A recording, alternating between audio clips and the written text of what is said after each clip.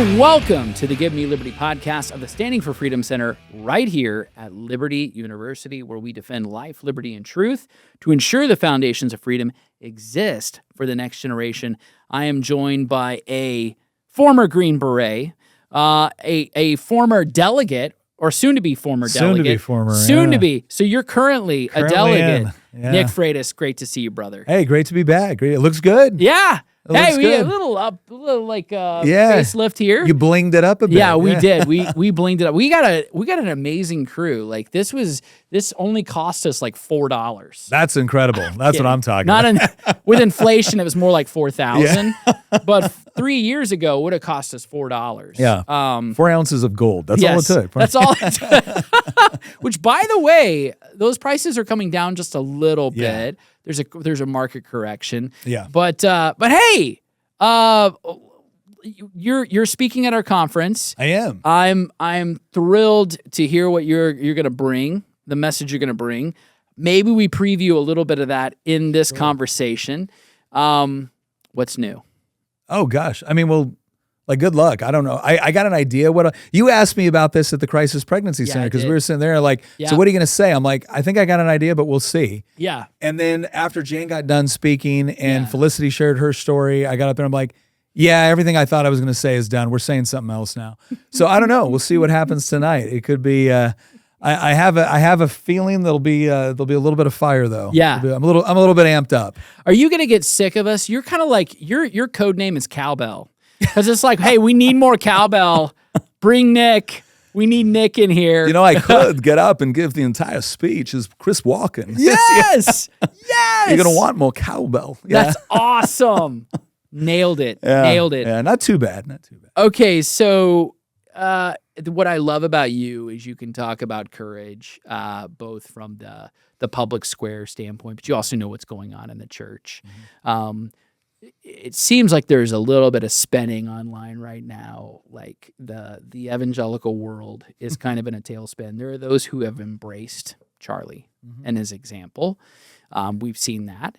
And in the right ways. I want to say that in the right ways. Yeah. Like his courage, his willingness to speak boldly the truth of the gospel, and at the same time, like, not cower in fear when it comes to life's difficult questions, like, oh, I don't know. I have no idea, you know.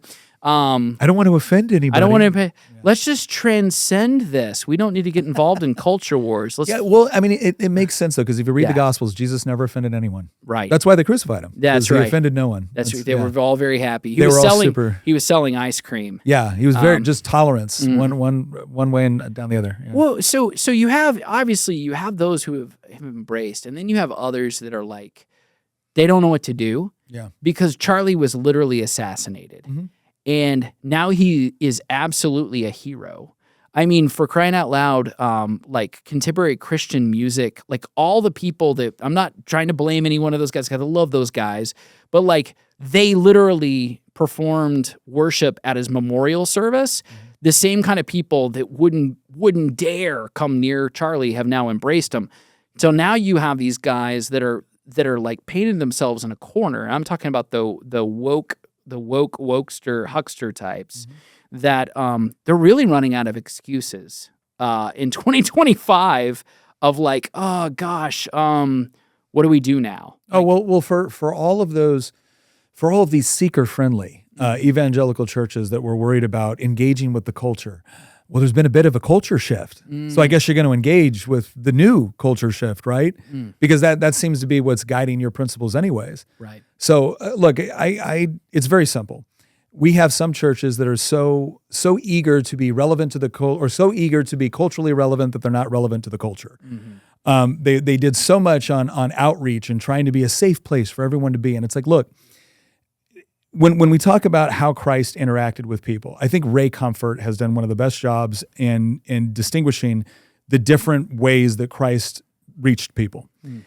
But he kind of broke it down into two things. He said, if you read it carefully, Christ gave judgment to the proud and he gave grace to the broken. So the woman at the well, right? The woman at the well, he didn't just say, oh yeah, hey, you're okay, I'm okay. It was like, Yet it is right you say you are not married. The man you are currently living. And then, but when it's the prostitute, when it's Mary cleaning Jesus' feet with her hair and her tears and a year's worth of wages worth of perfume, that's a broken woman that is coming, seeking out Christ. She wants to repent. And this is the part that I think we need to get correct.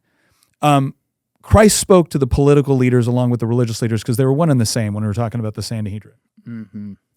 And when he says, you whitewash tombs, you brood of vipers, that wasn't the most tolerant of language, right? It turns out that could have been perceived as offensive. Yeah. But the number one question we need to ask ourselves is, first and foremost, is it true? Mm-hmm.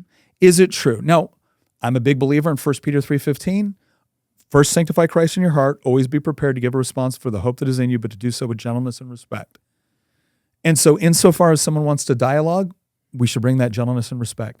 Insofar as someone is absolutely, completely broken, we should be demonstrating the mercy and grace that was given to us. But insofar as someone wants to act like the Pharisee, and so far as someone wants to act like arrogant and wants to openly mock God, my job is not to make them feel comfortable about that. Right? The same chapter in Romans that tells me to feed my enemy when they're hungry, to give them something to drink when they're thirsty, to bless those who curse me, also tells me to abhor evil. Something tells me if you're properly abhorring evil, it's not going to be comfortable in your presence. Right. So I don't think this is contradictory at all. Right. And you see this in the way that Charlie engaged with people. Not that none of us always get it right. If you want a perfect example, then you go to Christ because he's the only perfect example. Sure. But I think it's amazing how you will see Charlie and someone just comes there and it's just a vitriol and yelling at him and whatnot.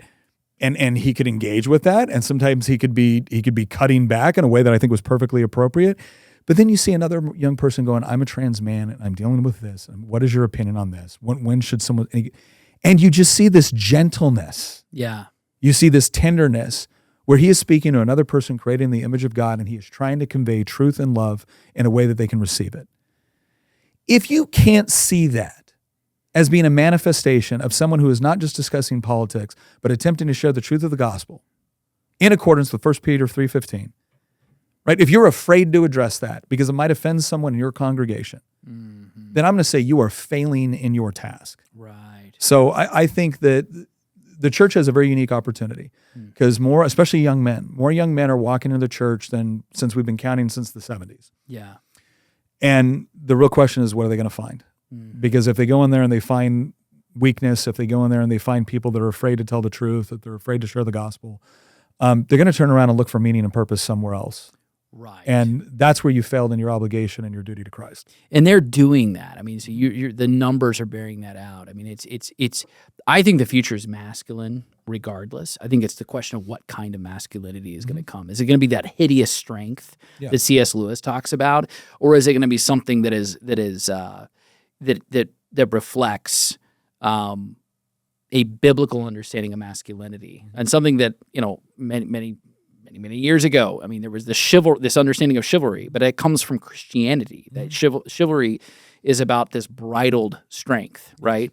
What I love in your example of Jesus is that you have two women, okay? Today, many cowardly pastors love to talk tough to men, okay? But they never want to tell the truth to women. Never. Ever. So like the best example of this is that every time Mother's Day comes around, there is no such thing as a deadbeat mother, okay? There's only deadbeat dads. Yeah. That's where you just really wait till the end of June and you give this really tough sermon on how fathers are terrible and how mothers are great. Now, here's the thing. Respect for mothers, absolutely. And respect for women, absolutely. But Jesus had the courage to tell the truth, and he had the courage to say to a woman, that's not your husband. Yeah. I don't think that we have any pastors these days. Very few. We have a few. You can almost count them on hands and toes, you know? Here's the thing I would encourage people to understand in this. Obviously people don't want to be misunderstood. But we've gone through about, I would say, 2 decades now of the feminization of the church. And what feminization of the church has meant is we've got to constantly tell men that they're not doing a good enough job, and we got to constantly tell women that they're perfect. Well, okay, I got bad news. You're doing something wrong to both of them. Because on one side, you're creating people that can do no right. And on the other side, you're creating people that think they can do no wrong. Right. And that is going to be toxic for marriages. It's going to be toxic for relationships. It's going to be toxic for parenting kids. So no, what we should be doing is what Scripture commands us to do, which is holding up the standard of biblical masculinity and femininity and saying these are the standards. And so guys, here are the things. If you're not doing some of them, do them. And insofar as you are, that's excellent. Well done, good and faithful servant. Ladies, here's the standards. Yeah. Right? If you're doing it, great. And if you're not, you got work to do too. And oh, by the way, I want to point out something here that's going to get real uncomfortable. Young men are returning to the church, not young women. Right. All right, so let me ask a question. Because when I read Scripture, I know what my obligations are to raise up and mentor and disciple future men. I know what my obligation is as a father to daughters. But if you look at the role, it's very, very clear. Paul talks about it. It is the women in the church that are supposed to raise up the generation of women to understand what their obligation is to God, themselves, their husbands, their kids, their family. Now, if we have a generation where young men are becoming more conservative, more Christian than ever before, but it's not replicated in our young women, ladies, they need you. They need you to be that Proverbs 31 woman. They need to be that woman in Judges sometimes, right? Like they need both. Like we are not looking for weak men and we're not looking for weak women. Yeah. We're looking for strong men and women of God who understand, respect the various roles that God gives us and embraces them to understand that we have complementary roles to play with one another, not competitive. Yeah, that's absolutely right. I think of like Titus 3. There's a clear instruction, for women in terms of the role in the church, especially older women of wisdom, who can like teach this younger generation.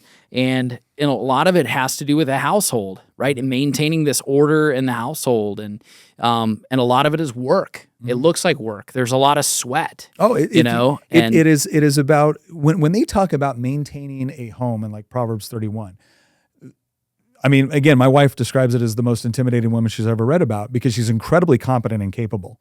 But she's moral, she's just, she's an entrepreneur, she's a mother, she's a wife, she builds up her home, she's a handyman. Like this is a woman that is like the ultimate utility player, right? That can just cover down on so much with an incredible degree of competence. Yeah. And so this is why it's like, look, it's not a diminished view.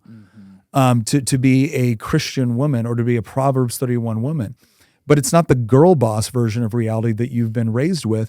And let's face, two things have become painfully clear. The women that bought into the feminist narrative are not happy with the results. It's terrible. And they're not happy with the results of what it's done to men. Right. How many more TikToks do we need to see of liberal women going, I don't understand why there's no masculine men. Are you serious? Right. You didn't want to reward masculinity, so you got less of it. Now, the other side of that is, hey, men, guess what? You got to do what you got to do regardless of how it's rewarded. And that sucks, by the way, because we like to be rewarded for good and just things. We certainly don't like to be punished for good and just things.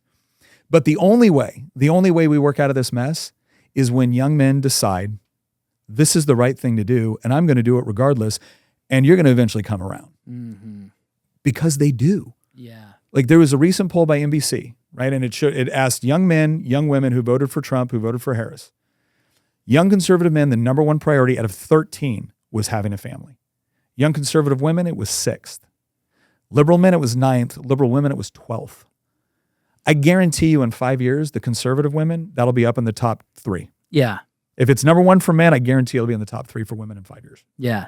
Okay. So, and I think there is a sense in which, this is the nature of things and how God creates it. But if the men will lead, the women will follow, right?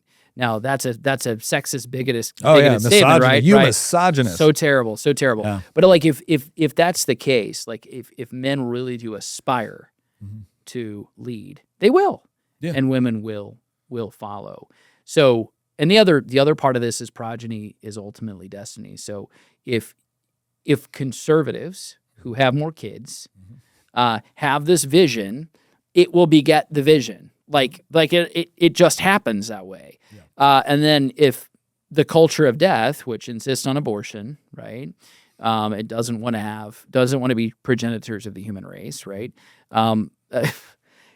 every one of their protests, I mean, they want to LARP like it's The Handmaid's Tale. Yeah. But it's like, you're not procreating with anyone. Stop that. Yeah. That's not happening. That's just not happening. Yeah. And so they're not having children. Then, I mean, it's literally going to die. Like, it just dies of natural causes. Well, the only reason it's been perpetuated as long as it has is because conservatives and Christians had their kids over to them for their education. That's it. And then we're shocked, Yeah. right? Like, Yeah. unfortunately, not every university has the same values that Liberty does. Right. And so I will watch like incredibly just wonderful parents saying, I don't understand what happened. I'm like, you literally handed your kids off to an institution which hates your values, hates your faith, rejects God, and you don't know what happened? Yeah. She marches for Code Pink on the weekend. Yeah. And then she's in K through 12 as your kid's teacher Yeah. during the week, you know? I mean, I don't like, look, yeah. I understand it sucks, Yeah. but can we please not act confused? Yeah, that's right. Yeah, and that's where, so Vodi Bakum, who wrote this book called Fault Lines, and he was talking about the denominational issues in the Southern Baptist Convention. But one of the things he warned us is, like, don't be surprised if we send our kids off to Caesar and they're trained up to be Romans, right? So I love and as Doug Wilson mentioned something also about, public schools are built on a socialist model. Okay, so don't be surprised that they actually become socialists, because it literally is a socialist model. You put money in the pot, and then this is the base standard of education that everyone receives, and it's a blanket, right? Everyone's going to receive that same education. And, you're fortunate if you have a closeted conservative Christian as your kid's teacher, but that's like the lottery. Well, here's my question. All right, if public schools are exactly what they were 30 years ago, which is what a lot of parents seem to think, if you do have a closeted Christian teacher, you know what they are? A closeted Christian teacher. They're certainly not putting the Christian flag up in their classroom. But you know what I've noticed? The other side has no problem blanketing the classroom in trans flags the moment they can get away with it. And so here's what I want people to understand. Let's look at this from a purely neutral standpoint for just a moment. Let's say that, and I brought this up before, the Prussian model of public education, which is what a lot of modern education systems trace their roots back to. Okay, so why did the Prussians set up this education system? Well, they're right in the crossroads of Europe, so they're constantly getting invaded. They really need good conscripts. They need people that have some basic understandings of things, can work together as a unit, have some sort of regimentation in the way that they think and behave and respond to orders. I am totally sympathetic to why the Prussians thought that was necessary. Because if Napoleon's shown up every 5 minutes to kick the crap out of you, you're probably going to, so I get it. Yeah. I get it. Now, let's say that you have wonderful people running that system. It's still a mass production approach to education, which is designed to create very good factory workers and conscripts, right? It's not there to develop wonderful entrepreneurs and free thinkers. It's there to establish some level of conformity, which within civilization, some level of conformity makes sense. But that's if it's neutral, or if it's just managed by wonderful people. Now, let's say you are a Marxist, a postmodernist, a deconstructionist, a critical theorist. Let's say you're someone that read Antonio Gramsci and totally buys that the only way that we're going to actually take over a Western civilization and convert it from free market capitalism and representative government is over to the Marxist utopia. And so now you believe in the long march through the institutions. You believe that you have to gradually infiltrate these institutions over time in order to capture them ideologically for your end state. Public school is your number one target, man. Totally. Like, this is the part that I just want people to understand. I'm not saying for one moment that every teacher, every principal, every administrator, every counselor, I'm not saying that at all. But I'm saying for the ones that do see this as their mission in life, the public school is fertile soil. Right. That's exactly right. I was just even thinking, like, I can scarcely think of, like, Liberty is so unique as a university. There are many so-called formerly Christian universities that might even have Christian in the name, right? I mean, my native Texas, I mean, we have plenty of old Baptist institutions and schools that were founded over 100 years ago that would be unrecognizable today to the founders, right? The people that gave their widow's mite, scribbled out a check and tried to give everything they had to ensure that project continued. That's among Christians, right? In this kind of education system, it has been not only infiltrated, it's been captured. So from the top down, they're literally telling you, this is our project. You can look at the National Education Association, right? Yeah, you can look at the Department of Ed. I mean, prior to the Trump administration taking over, I mean, this is their project, and so at best case, it's neutral. Worst case, it's exactly what they're telling you that they're doing. And they're not hiding the ball. They just had this. They had this like Free Palestine conference where they had a bunch of university professors coming in, going, "I am using the university's money, i.e., half of that's tax dollars. I am using the university's money to overthrow the university and decolonize." Yeah, and I love it. People will look at that and be like, "Oh well, that's just crazy." These people are educating your children, right. Right. And not only that, but if you want to teach in a public school in America, what do you need? Oh, a college degree. Yeah. Okay. So if you think universities are left wing in general, go check out their education departments. That's the left wing of the left wing. Why? Well, because if you are someone that believes, as Paulo Freire did and others, that, we got to take over education in order to train up a new generation to believe the correct things about society, well, then what do you control in order to achieve that? Especially if you're not having kids, right? You got to educate other people. Yeah. And we not only hand them over for it, we're happy to, pay taxes to do it. And then we're happy to take out a second mortgage to send them to a university that's going to do it. Yeah. And I just look at this going, there is no conservative or Christian equivalent to this that I know of. Like, I don't know of a single Marxist family that is like, we got to work extra hard to make sure that we can afford tuition at Liberty for our child this year. That's not a thing. They take the education of their children, the ones they don't abort, very, very seriously. Oh, for sure. Right. Yeah. And so I think it makes sense that maybe we should take it seriously as well and not assume that whatever institution that maybe we trusted 20 or 30 years ago still has the same motivations, the same mission statement. That's the part where I used to be a little bit more careful about how I talked about this because I didn't want to unnecessarily bring offense. But I've just gotten tired of people telling me, well, Nick, I had a great experience. Oh, okay, good. Because time froze when you graduated, right? Nothing's changed since then, right? Right. Or here's the other one I love.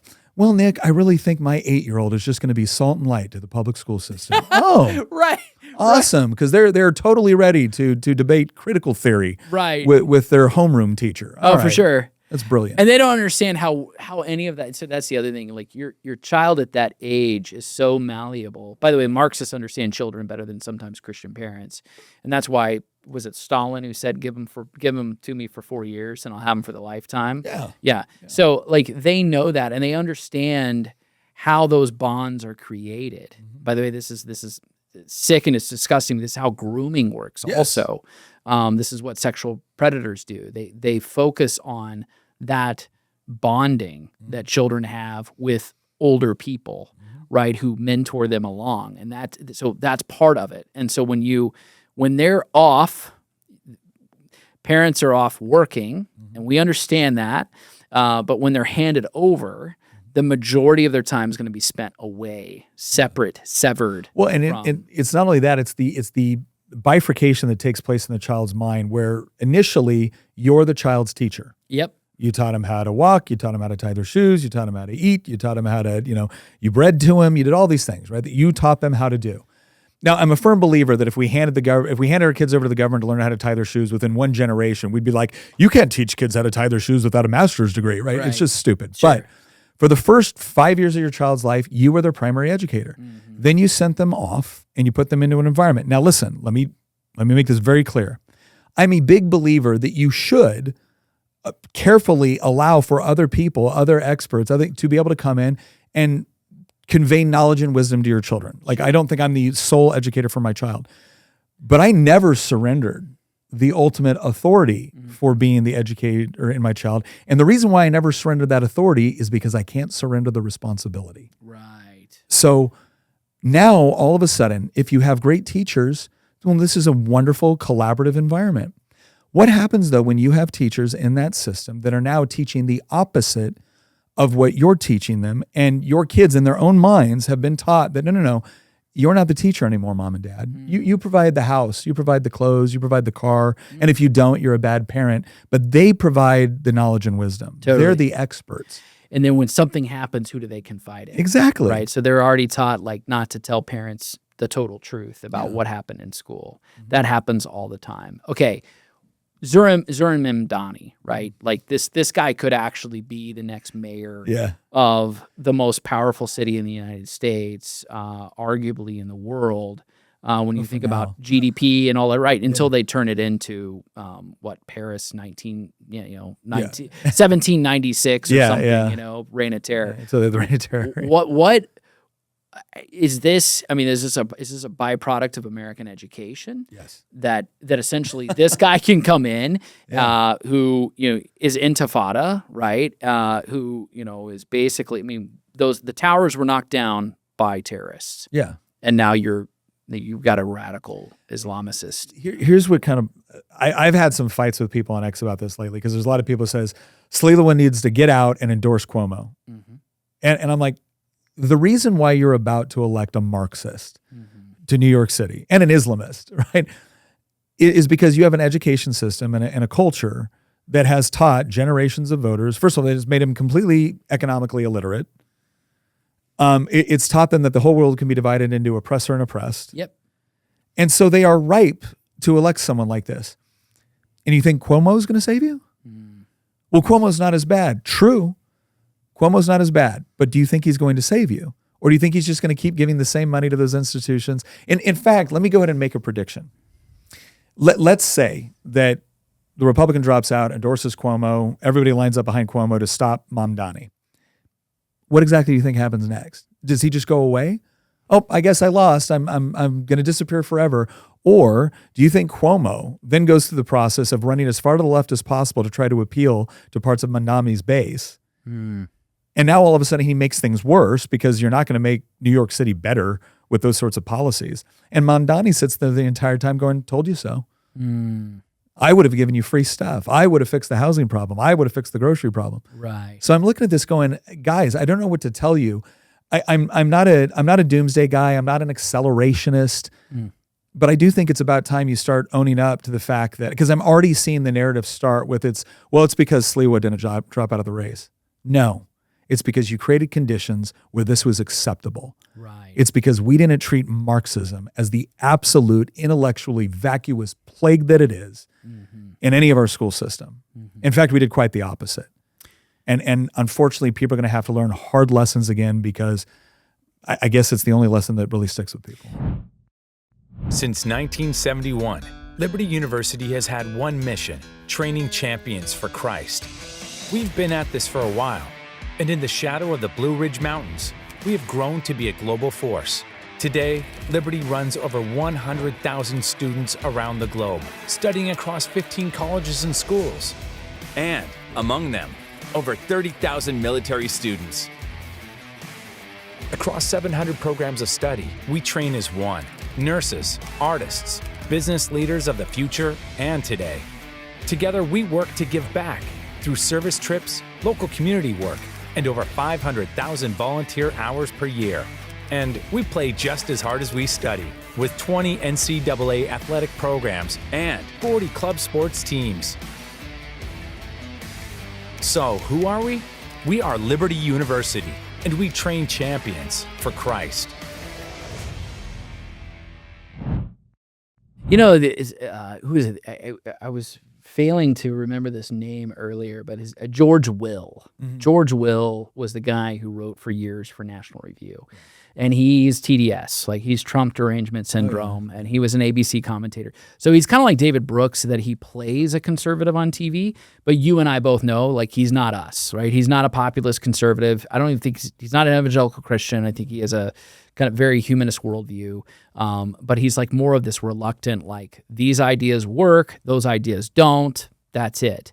But he said, and I thought this was so stupid, like dangerously naive, hey, every once in a while, America could afford a little bit of a social experiment. Try Mamdani in New York, it'll fail, and then the pendulum will swing back the other way. But at some point, the system can't handle it. It gets so overloaded that it actually breaks the system. There is a jailbreak moment where you basically say, no. A revolution, there's a certain point in which a revolution happens and you never recover the country you once had.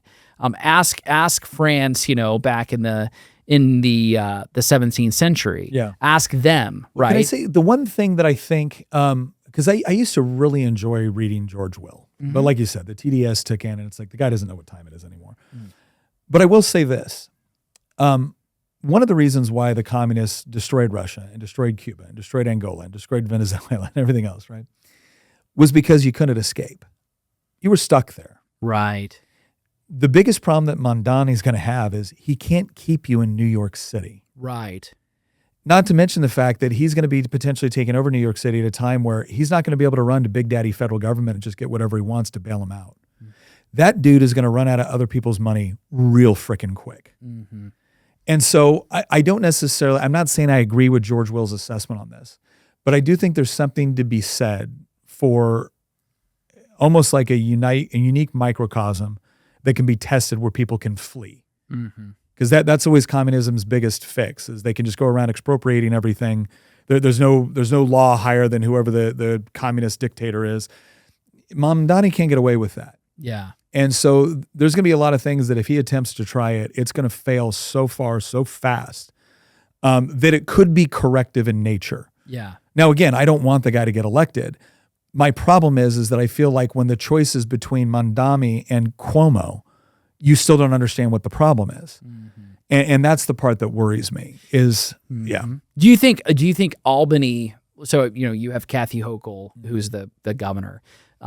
Is she really more powerful than the mayor? I mean, any other place you would say, yes, of course.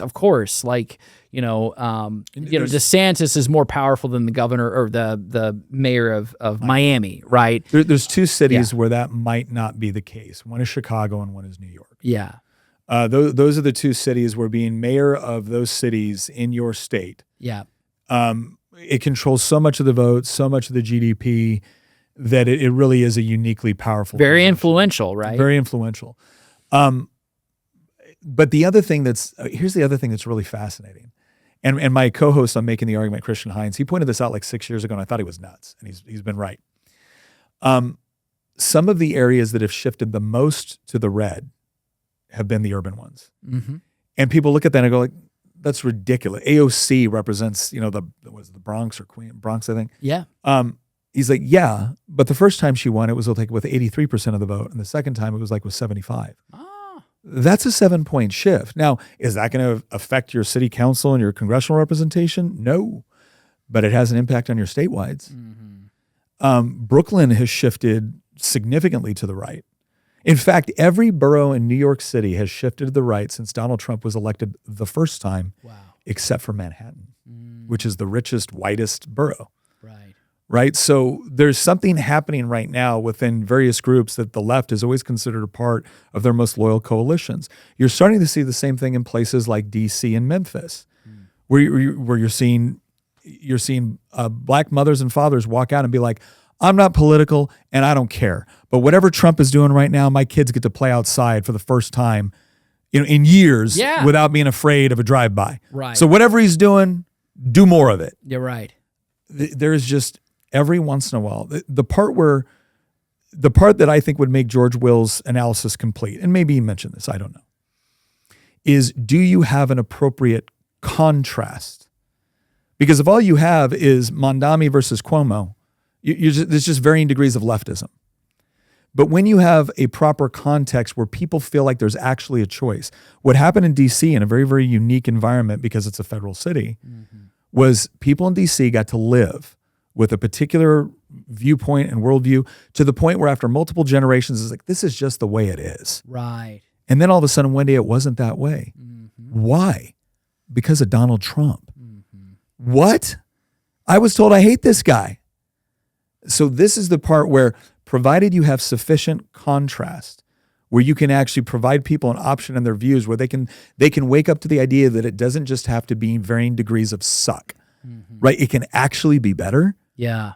That's where all of a sudden you can have a mindset shift that can be incredible. That's a good point. It's interesting. Okay, so like 5 days before Charlie Kirk was assassinated, I was in South Korea. Yeah, I was in Seoul, and he was there, and Rob McCoy and many others. And so we were there for this conference, and we were going to dinner one night, and we were in two like cars, And we get to this hotel. Everybody piles out. Where's Charlie? We dropped him off. You did what? We dropped him off like 5-6 blocks ago. We just let him out. He wanted to get out and he just wanted to walk. You're like, why would you do that in the middle of a major We didn't tell Charlie no? Yeah. But it was like, at the same time, it was like, you're kind of thinking, like, your mindset is Chicago, New York, DC. You're thinking of dangerous cities. You know, I'm looking at American cities. Some of these American cities, in terms of homicide rates, can be compared to like third world countries. It was terrible. Chicago Yeah. was worse than Iraq and Afghanistan with respect to like deaths. Yes. Yeah. So then Charlie's walking around and he's got his phone out here and he's like, look, guys, look, clean, no bums, no trash on the ground. This is Seoul, South Korea. Like 15 million people. dude. 15 million people, huge city.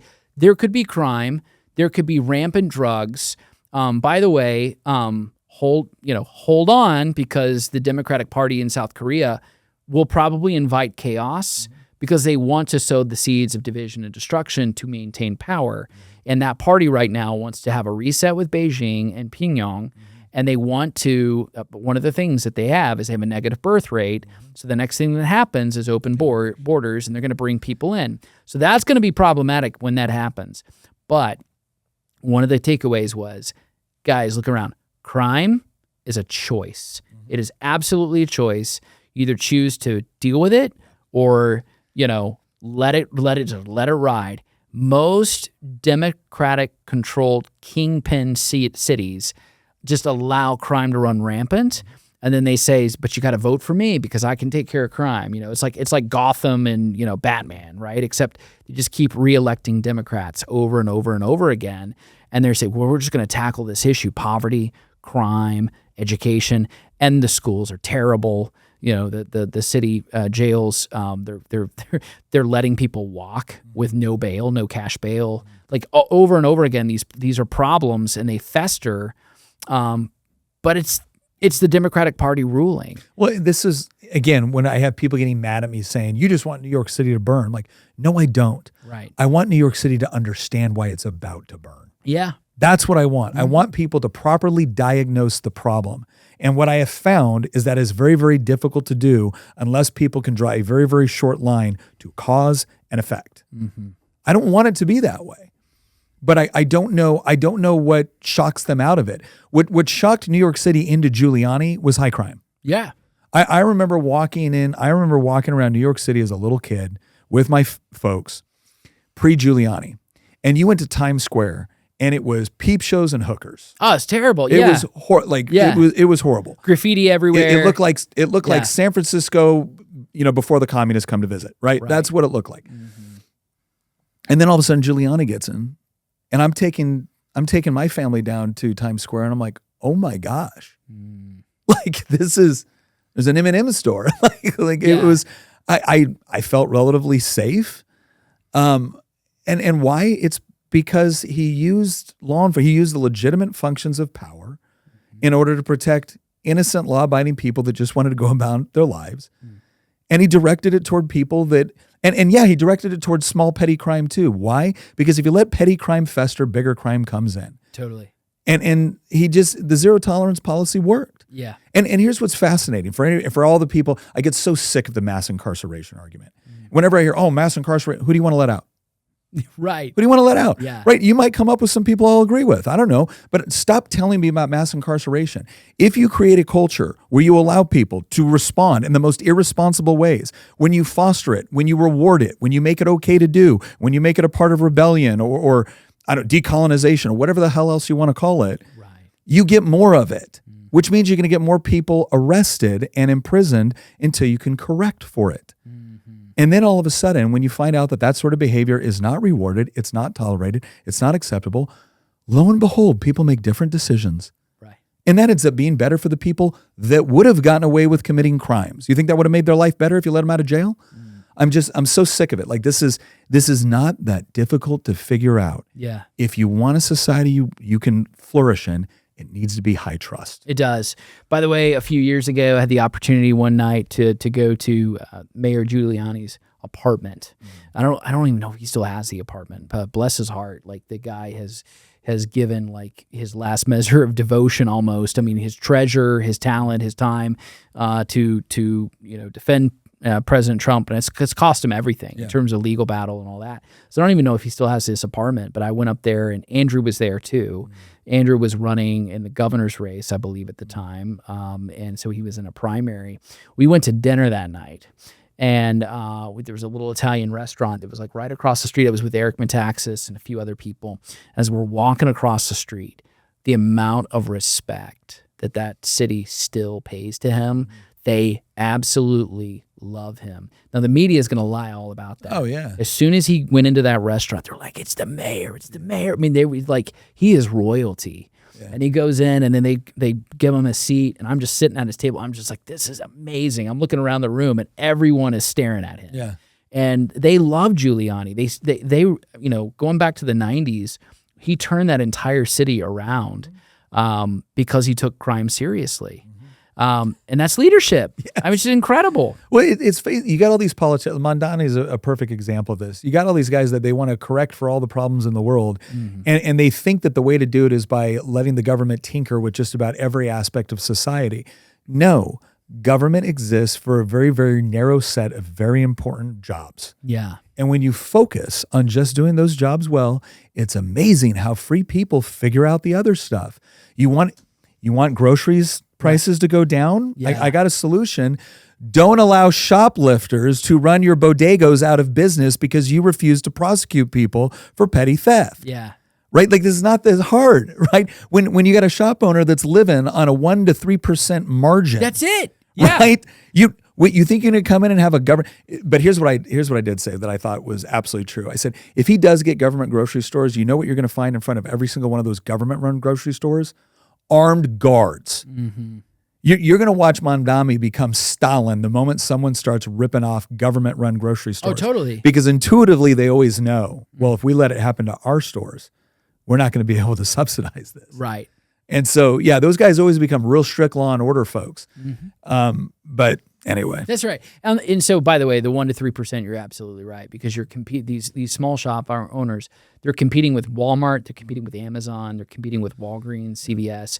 There is, in the efficient market theorem, I mean, like, there is almost no margin of profit on these products. They have to keep them at such low prices. So, yeah, theft kills. It destroys everything.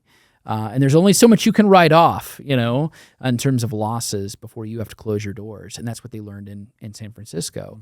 By the way, there was once upon a time, they talk about kind of like food deserts and that kind of thing where, you got, redlining, right? Yeah. But in the modern economic paradigm, guys, it's profitability, it's theft. At the end of the day, if there's high crime in an area, you cannot blame any business, no matter how much money they have. Even Walmart won't build there, because they know it will not be profitable. It is the dumbest thing in the world to watch politicians, soft on crime politicians, complaining about food deserts. Yeah. It's like, dude, you're the reason. It's you. You're the listen to Taylor Swift just this one time. You're the problem. It's you, right? Because you've decided that you are not going to prosecute crime in an industry that operates off of 1% to 3% margin.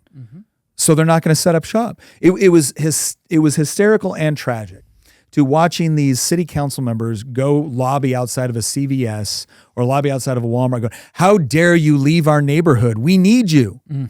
Okay, but we can't afford to stay because of the crime, and you won't prosecute the crime. You're racist. Yeah, you're. So let me get this straight. I'm a greedy business owner that only wants to make money, and you've made selling food, which everybody needs. Everybody needs food. You've made selling food not profitable. It's insane. Like, and again, but I guarantee you there will be people showing up to that protest like, my politician's taking care of me. He's showing this evil corporate entity that they got to take care of me and sell me food at a loss. Like, that's just stupid. It's insane. By the way, so going back to the whole example of South Korea, North Korea, South Korea, like less than 20% of the land is fertile.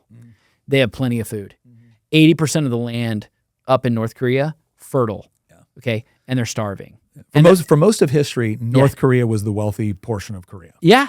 Yes. It was the way it had more resources, more arable land, the whole deal. Only communists can make a desert out of an oasis. Yeah. And now the woke are coming in again, which are just kind of Yeah. proto-communists. They're coming in to destroy South Korea as well. And again, the part of it, they did it too by destroying the family. Yeah. Like, this is one thing that I need people to understand, and Charlie understood it so well. Yeah. You want to save the country, you have to save the family. There's no Totally. ands, ifs, or buts about it.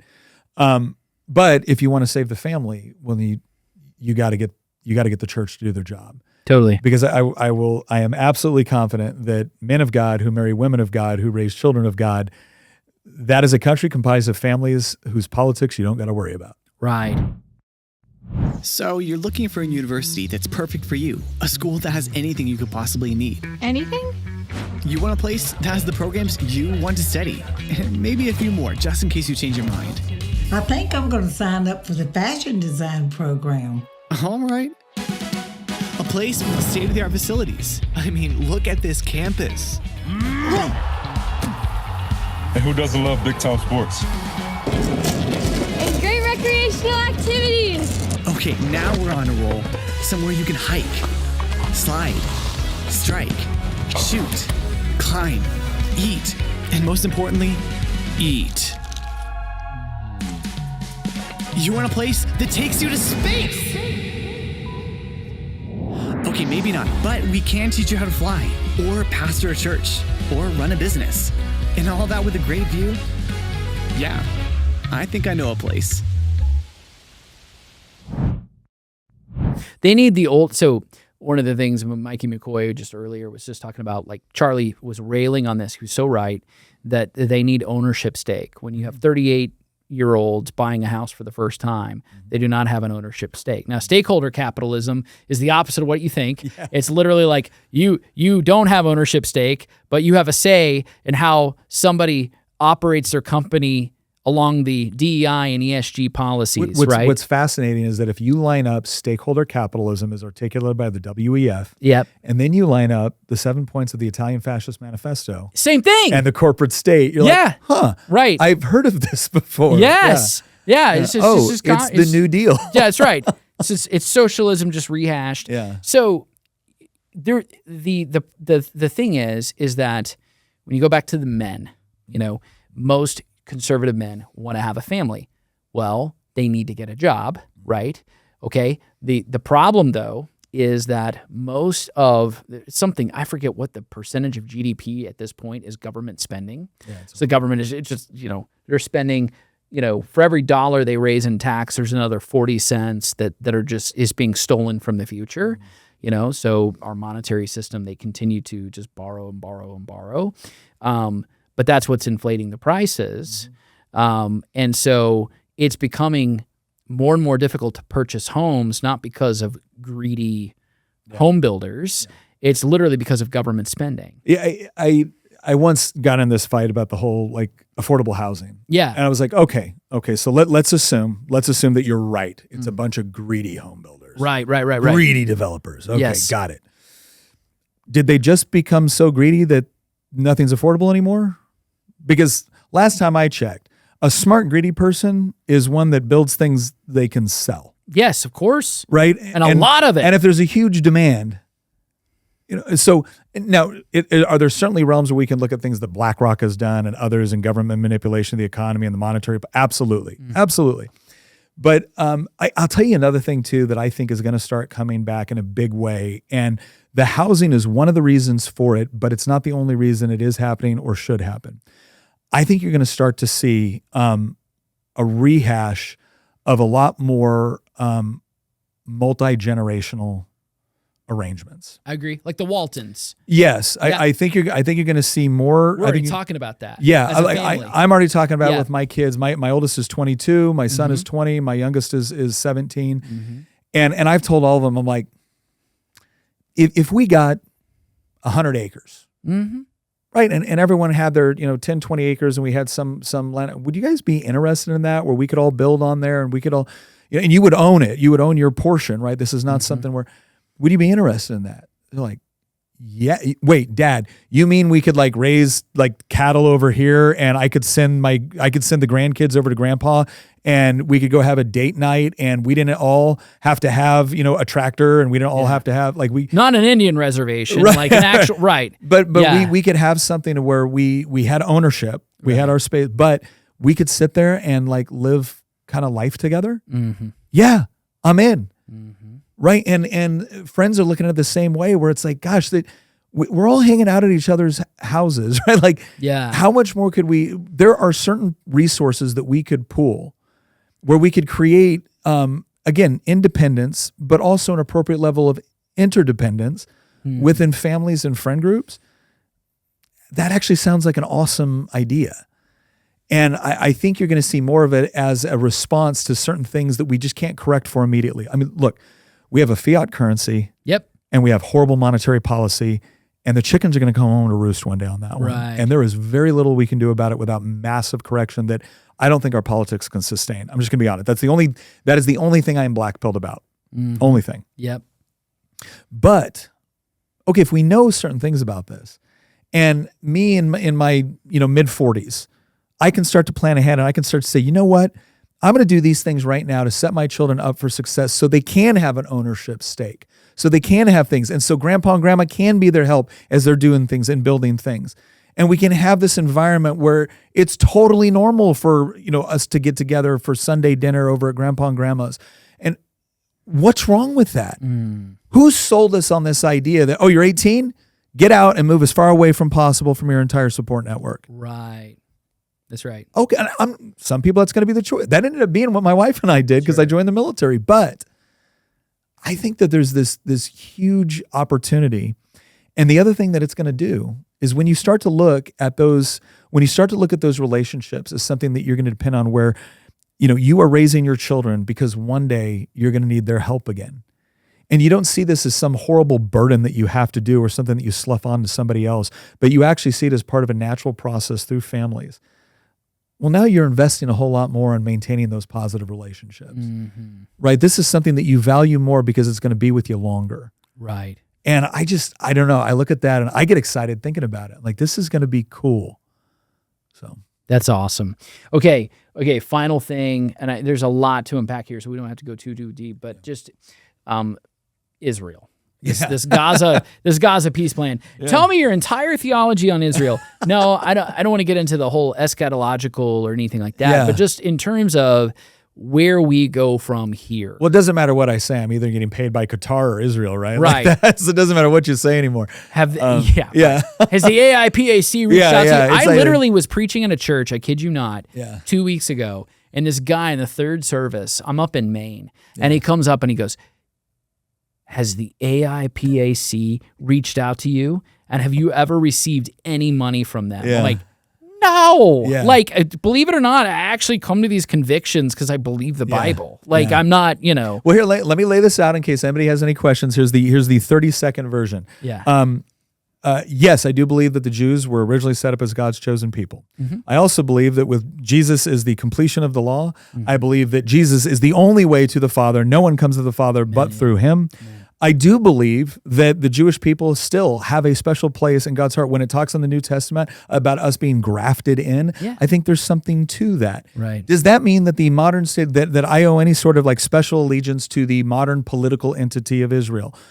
No, not necessarily. I don't think the United States government owes it to. However, do I see Israel as a country that I generally agree with on policy compared to all of its neighbors? Totally. Yes. Right. So again, is there any special obligation the United States government has to fight Israel's wars for them? No, I don't think they have any.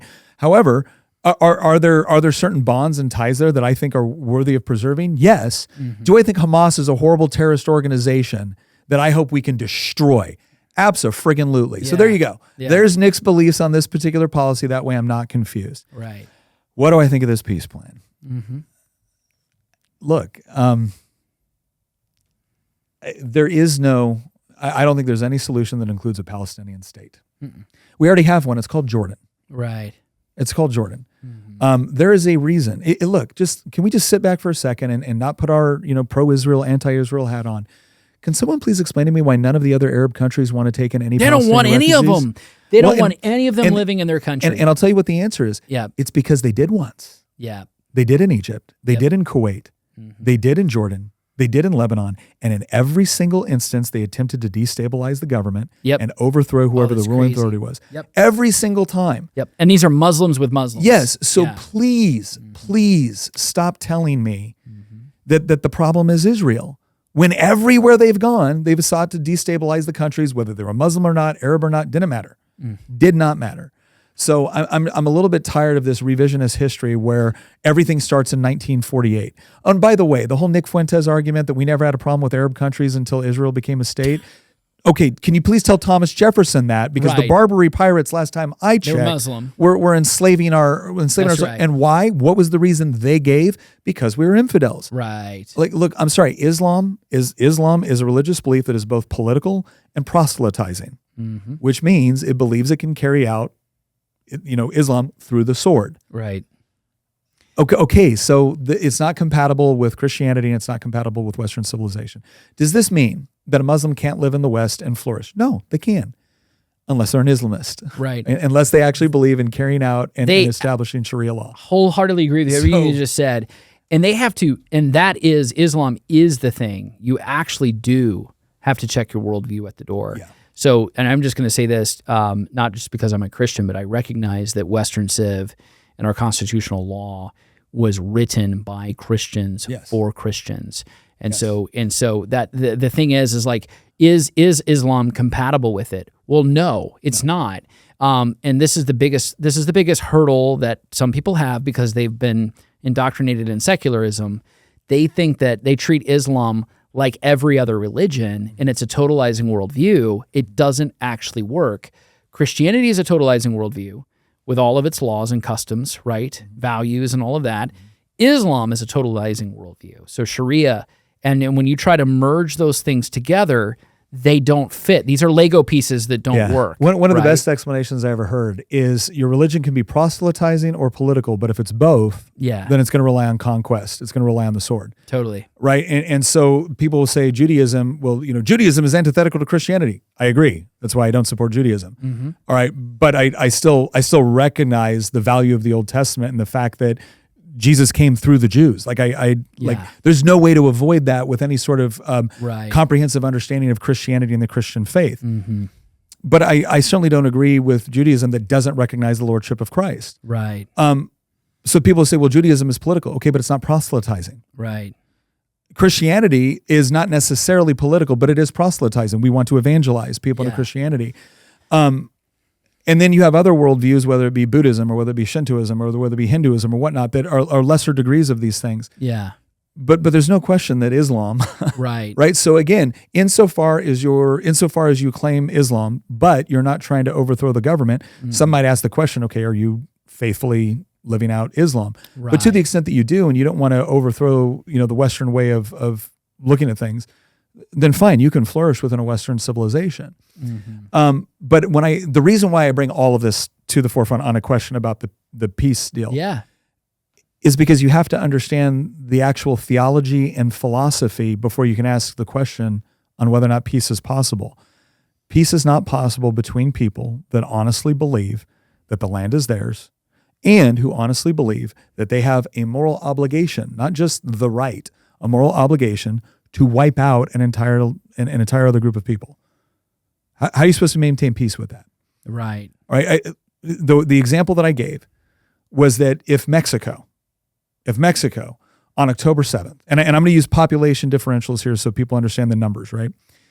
If Mexico had decided on October 7th that, you know what, Texas, New Mexico, Arizona, and California, that's ours, that's stolen land, and we're going to come take it back. And they crossed over our border, they killed 40,000 Americans and then carried off another 1,000 into captivity, because if you adjust for population, that would be the numbers.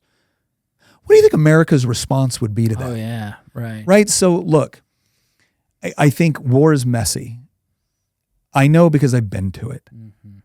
War is horrible. Sometimes there are things worse than war. But I think we need to understand something. I think Trump has done his level best to try to stop suffering and to try to establish a peace deal that can actually bring back something like the Abrahamic Accords, which I do think actually had the potential to create long-lasting peace within that area. Yeah. But when it comes very, very specific to the Palestinians, until they stop electing Hamas and Fatah, and organizations like this that really believe that terrorism against Jewish people is perfectly justified. I don't know how you're supposed to live in peace with that. Yeah, you can't. I do know that we as Americans wouldn't tolerate it, and I think it's a little bit disingenuous for us to suggest that others should tolerate it. Right. So Wholeheartedly agree. And I didn't get one $7,000 check to say that. It's just my honest analysis. No, absolutely. Well, I broke it down one time. There's the theological aspect, there's the moral aspect, and then there's just the practical political.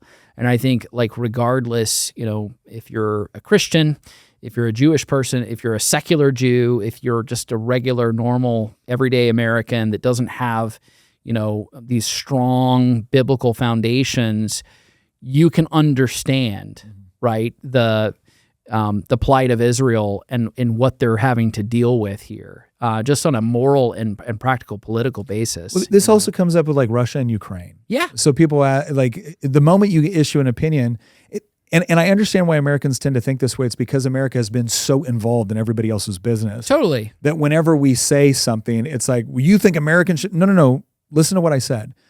I think Putin was wrong to invade Ukraine. I also think it's more complex. I think the Ukrainian government is horribly corrupt. I think there's really, really problems in the Donbass with respect to ethnic Russians over there and how the Ukrainian government was treating them. I think it's far more complex than either side has made it out to be. Totally. But I think Putin's overall, I think he's problematic. Oh, yeah. Right? And so to the extent that I completely understand Ukrainians wanting to fight to preserve their country and not allow Russia to invade and take them over, absolutely. Mm-hmm. I can think that without then believing it is the obligation of the United States to make a particular outcome materialize. Mm-hmm. And this is the part that I don't understand. Like, I think it should be perfectly acceptable to have a viewpoint about things that are going on in the world from a practical and moral perspective and say, I'd prefer this side win to this side without thinking that the United States government specifically has some special obligation to, again, ensure an outcome. Mm-hmm. And I just wish we could have those kinds of conversations. But again, to some degree, I understand what we might call non-interventionist inclinations, because I tend to have non-interventionist inclinations because I think we got enough problems at home that we got to deal with. For sure. Joel, talking about our cities earlier. Yeah, right? yeah. But yeah, it's gotten so frustrating to me. I really hate it when somebody hears an argument and instead of engaging with the argument, they automatically engage in ad hominem attack or questioning your motives.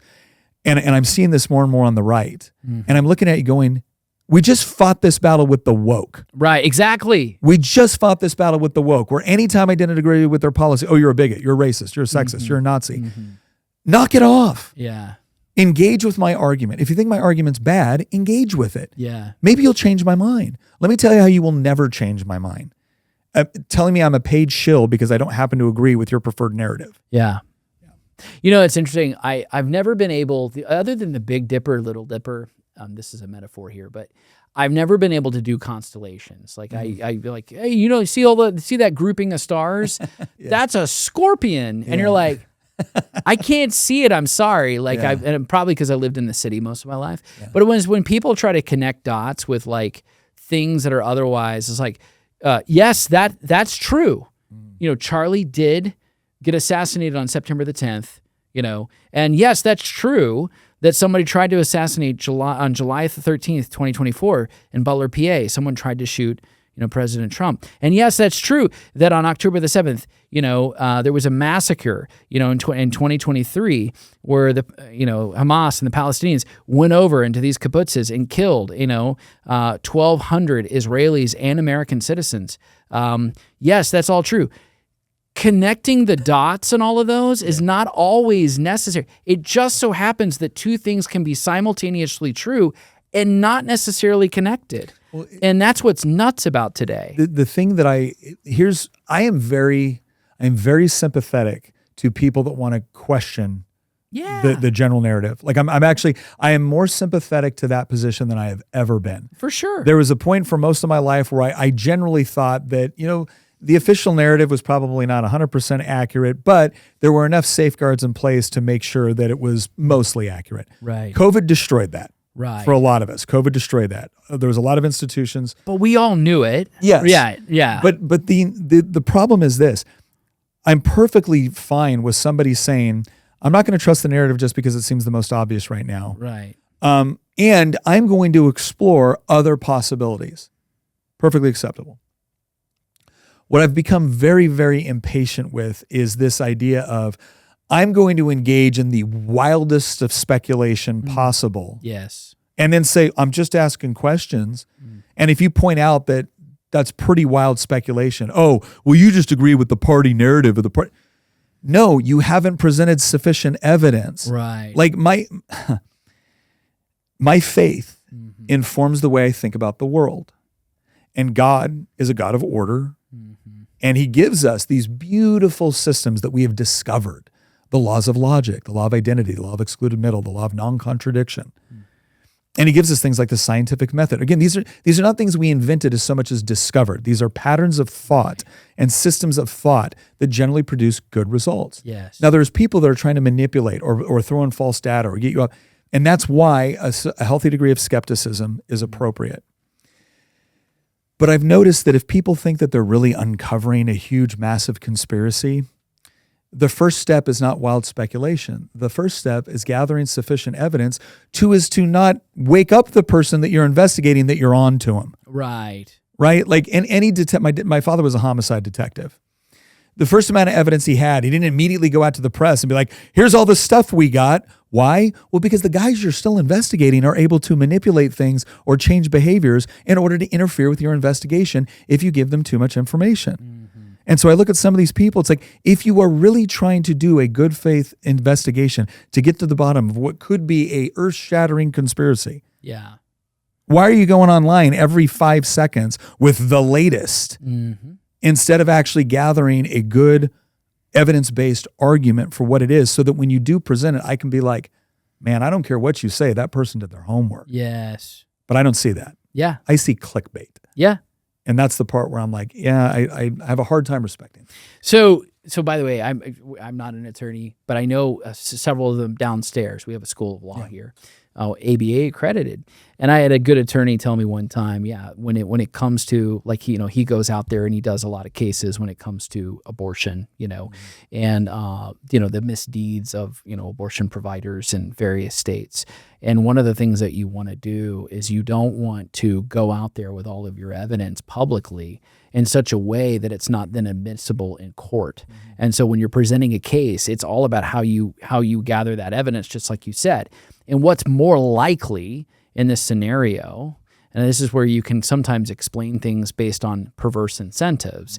If someone had 2 million followers prior to, say, Charlie Kirk's assassination, and now has 7 million followers today, and you know that every time they post new information, no matter what it is, visions, dreams, whatever it might be, that every single time they make a post, they get a rev share of the number of followers and how far that went, right? Doesn't have to be true. Can be true, doesn't have to be. Either way, they're going to get paid, whether they're right or whether they're wrong, and there's no accountability for being wrong. And by the way, the very kind of conspiracy that they're trying to promote, it's like, well, wait a second, if that's all true, why are you still alive and still talking? Because, wouldn't they want to take you out? Aren't you the loudest voice in favor of, It's insane. Well, and again, we have a joke. We have a joke on our podcast that we have an Alex Jones was right jar. Because every once in a while he throws out some crazy stuff. And then you look back later like, holy crap, Alex Jones was right about that. Sure. And part of what needs to be understood is it's the Nostradamus effect, right? Like you say enough stuff, some of it's going to end up being true just by the laws of probability. And there is I'll put it this way. Again, my co-host Christian has a great way of explaining this that I really like. He goes, it's the inversion problem. He goes, when you find out that institutions that you used to be able to trust are lying to you, there's one of two reactions you can have to it. Increased skepticism, which is appropriate, or inversion, which is dangerous. Skepticism says, you've lied to me before, so I don't trust you now. Inversion says, you lied to me, so the opposite of what you say is true. That's right. Right? You lied to me about this, but then you also said Ronald Reagan was a good guy. Ronald Reagan must be a bad guy. Right. Wait, no, you could be wrong about this and right about this. That's literally TDS, by the way. That's Trump derangement. That's Trump derangement syndrome, right? And so all it is it's Trump derangement syndrome applied to something else. Right. And there's a reason why, again, scripturally, we are commanded to be, again, clear in our thinking. We are commanded to test what we do against Scripture and against the truth, not our preferences, not what we wish were true. There is no road to peace or truth or love or justice that doesn't remain consistently dedicated toward the truth. So again, I'll give an example of this as someone who I admire in this space, and that's his name just escaped me, but he always does the undercover stuff, like wears glasses, and all of a sudden it's like, hey, we know you said this James O'Keefe. Yes, Yeah, James O'Keefe. O'Keefe. Thank you. Yeah. Okay, I shared the gospel with him one time, by the way. It was okay, really what I admire thrilled about to the do way that. James does it Yep. is that when James says we have something to report, it's not wild speculation. He's actually got video of the guy saying it. Right. So he immediately comes with verification of what he's saying. Now, there can still be other perspectives. He could still get it wrong at times. But what I see is a consistent obligation to try to present evidence to back up the claim. And that's what I'm looking for. So I'm very open to people presenting new evidence. I'm open to saying I'm wrong, because ultimately I don't want to be I don't want to win the argument so much as I want to be correct in my thinking. Because correct in my thinking is how I fulfill my obligation as a Christian, not winning the argument. I've won arguments before that I'm ashamed of. Right? I want what I believe to be true. And insofar as I see dedication to that, I'm willing to listen, even if it sounds a little crazy at times. Right. But I'm looking at a lot of stuff right now where it's like, I'm testing this, and I don't think this adds up. Yeah. I love what you said about inversion, because I've never thought of that before, but that is so true. And I think, by the way, so I'm in the millennial generation. I'm like right there, like in the cutoff between, Gen X and millennial. Okay. So I'm like, I feel like a grandpa millennial, but I think there is a sense in which, and I want to be so careful not to sound arrogant, but this is where you provide thought leadership, even for the younger generation, just to caution them about certain things, because we're entering into that moment. And I think that's this part where it is very, very dangerous. The conservative movement seems to be splintering right now. Something that I warned about from our podcast just about, November of last year, 2 weeks after the election, is that all coalitions eventually break down right after victory. So, I mean, this is like Alexander the Great, the Conqueror, and the four generals, he dies, and then all of a sudden, like or the Diadochi. Yeah, that happens, right? It's a natural breakdown. And this is what happens. It always happens this way. So this is that moment where you want to caution, temper, that excitement, this idea, this hermeneutic of suspicion that's constantly like, we need to uncover. And it's like, okay, yeah, with you there, but do it in a responsible way, Well, in a responsible way, and are you bringing, again, for me, the question is simple. If you're claiming Christ, then are you bringing honor to Christ in what you're doing? Right. But Doug Wilson actually has an interest. He goes, co-belligerents are not necessarily allies. No, right. And there's a lot of co-belligerents against wokeism, and that's fine. And, Matt Walsh talked about this. He's like, look, we're at a crisis point where I'm not interested in having a bunch of fights on the right. And I think he meant that in a very intellectually honest and consistent way. I think people are trying to trash him in ways that are a little bit inappropriate with that. I think Matt just meant, look, when the threat is this, you deal with the threat, and then we're going to get back to dealing with these other things because they're still important. Yes. Now, again, there's limits on all that stuff, but we're actually, shameless plug, we're about to launch a What Should the Right Want series on our podcast, and we have interviewed so far. We have more interviews coming, but so far we've interviewed Doug Wilson, James Lindsay, Orrin McIntyre, Doug Turley. I mean, and it's great. I love the radicals. I love it because I'm getting a bunch of guys that, and I am having some of the best conversations of my life on talking about, Christianity, talking about classical liberalism, talking about all of this stuff, and really trying to get this question of what do we want? Like, we know what we're fighting, but what do we actually want? And I think there's been some good insight, and I hope people will come away a little bit more informed. That's cool. I'm looking forward to that series. Yeah. Well, Yelton, that's where, you had Winston Churchill, you had FDR, and you had Stalin all in the same place. Co-belligerents. Yeah. Okay. I know, obviously, FDR and Winston Churchill, obviously allies, of course. but I mean, co-belligerents when it came to the USSR, right? So there you go. Brother, always great to have a conversation with you. So appreciate your thought leadership.